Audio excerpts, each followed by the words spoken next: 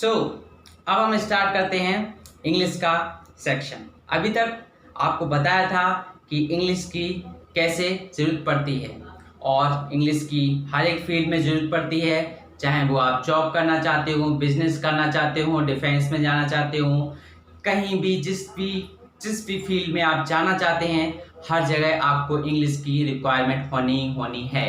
ठीक है, तो अब आज चलते हैं, आगे बढ़ते हैं इंग्लिश के सेक्शन में।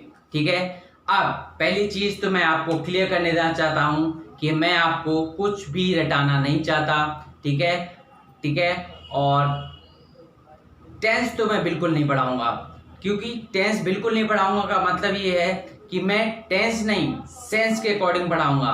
ठीक है, कि आपको टेंस में आपको जाके ब्रेन में मैं आपसे कह दूं कि मैं जा रहा हूं, तो आप लगाओगे मैं आई जा रहा हूं, मतलब रहा हूं, यानी कि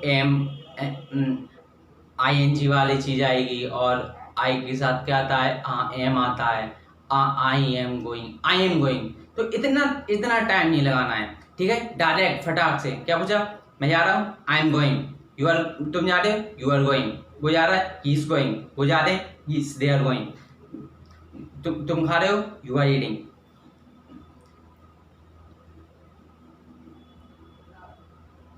क्लियर है या नहीं? ठीक है, तो ऐसी यू शुड हैव। देखो, ये तो कुछ सेंटेंसेस थे जो आपको बताए। ठीक है, आप हमारे साथ चलिए, आपको A to Z XYZ आपको इंग्लिश क्लियर हो जाएगी। ठीक है, ओके, ठीक है। So let's start. देखिए, पहले तो आपको बता दूं इंग्लिश क्या है। इंग्लिश के मेनली दो पार्ट होते हैं, एक होता है एक्टिव, एक होता है पैसिव। ठीक है, एक्टिव पैसिव दो पार्ट होते हैं, दोनों पार्ट्स की बात करेंगे।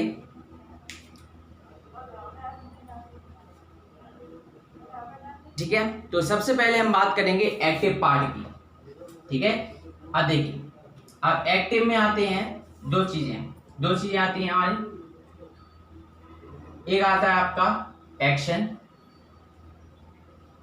दूसरा आपका आता है नो एक्शन।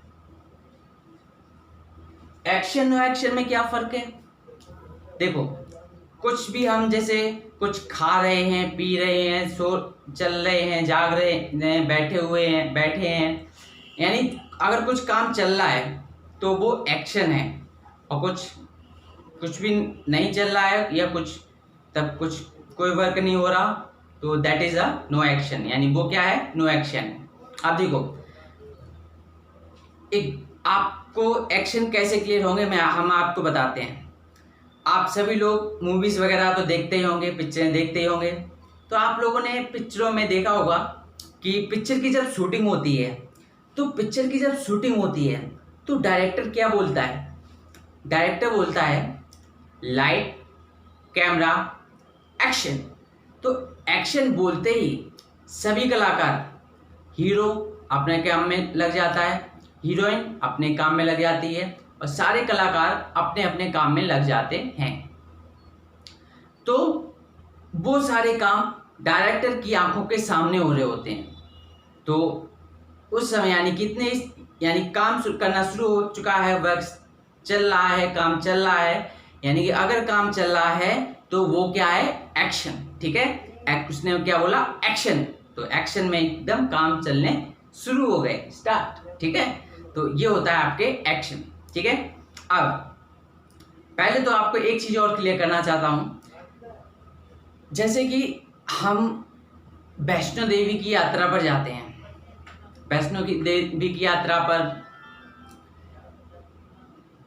कंकड़ पत्थर मिलते हैं हमको रास्ते में, चढ़ाई है, कुछ लोग खच्चरों पर जाते हैं, कुछ लोग एरोप्लेन से जाते हैं, तो यही समझिए। और वैसे अब बताऊं तो वैष्णो देवी की यात्रा बहुत आसान हो गई है, आप काफ़ी आसानी से जा सकते हैं।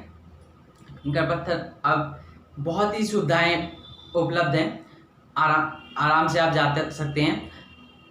तो यानी कि आराम से जा सकते हैं। इसीलिए इंग्लिश जो है वो भी एक बहुत ही आसान लैंग्वेज है। जैसे कि इसीलिए हम बोलते हैं, एक हम मुहावरा बोलते हैं इंग्लिश में, यानी मुहावरे को तो इंग्लिश में हम बोलते हैं इडियम या फ्रेजेस। तो उसमें क्या होता है मेनली, तो ये बहुत ही, अगर कोई भी काम हमारे लिए बहुत आसान हो, ठीक है, तो अगर बहुत आसान है तो उसके लिए हम बोलते हैं it's a piece of cake walk for me. It's a cake walk for me. या फिर आप सिंपली ये बोलिए, आप वो रहने दीजिए, इट्स अ केक